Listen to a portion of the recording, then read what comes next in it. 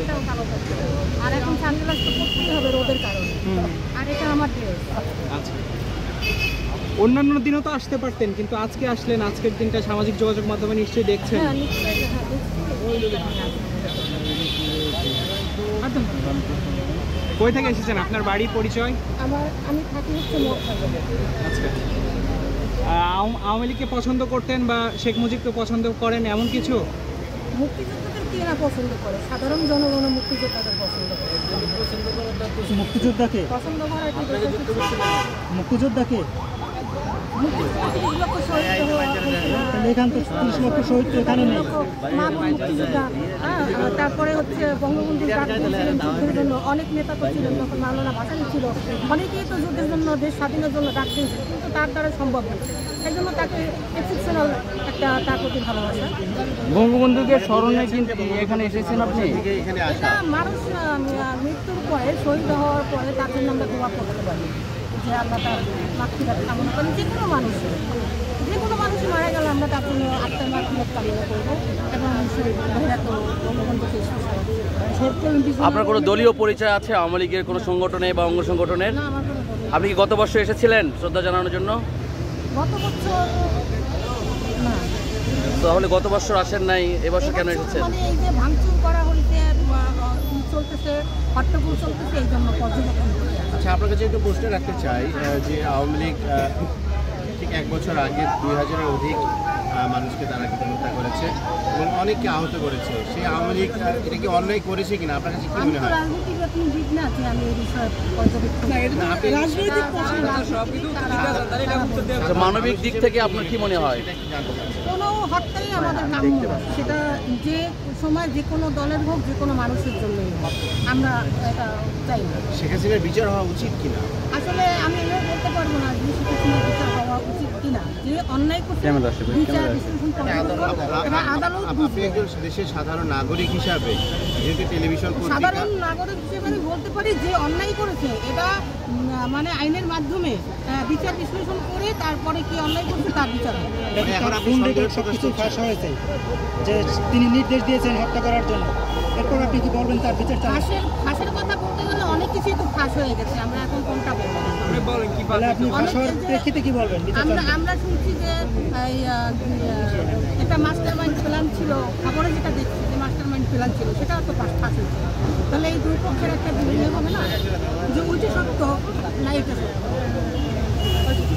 তারপরে আপনি যেটা বলতে চাচ্ছেন যে আসলে আপনার দৃষ্টিকোণ থেকে হলো শেখ হাসিনার বিচার হওয়া উচিত কিনা, সেটা আমি ঢালাভাবে বলতে পারবো না। যে আমি বলতেছি যারা অন্যায় করছে, যে হত্যাকাণ্ডের সাথে যারা জড়িত, তাদের বিচার হওয়া উচিত। আর কি এই তো হইতো না মিডিয়ায় দেন শেখ হাসিনা অন্যায় করছে, এটা মিডিয়ায় দেন না। এই যে অন্যায় করছে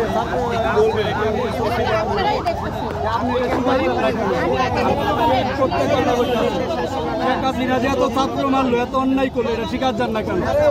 আপনি বলেন যে আমি আওয়ামী লীগ করি, এটা স্বীকার যান।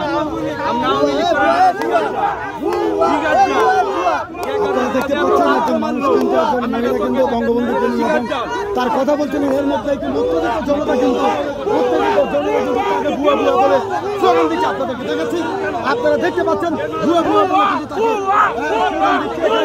আপনাদেরকে সরাসরি দেখাচ্ছি 32 নম্বর থেকে।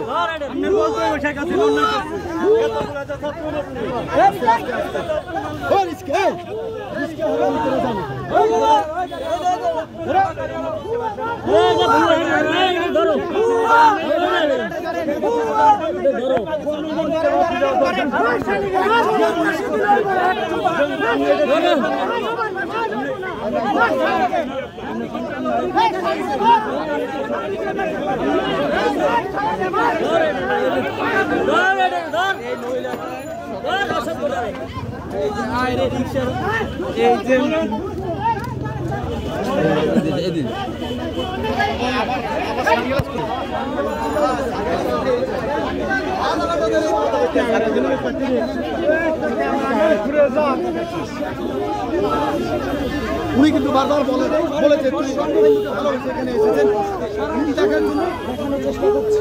আপনারা সেই দৃশ্যটি আপনারা সরাসরি দেখতে পাচ্ছেন।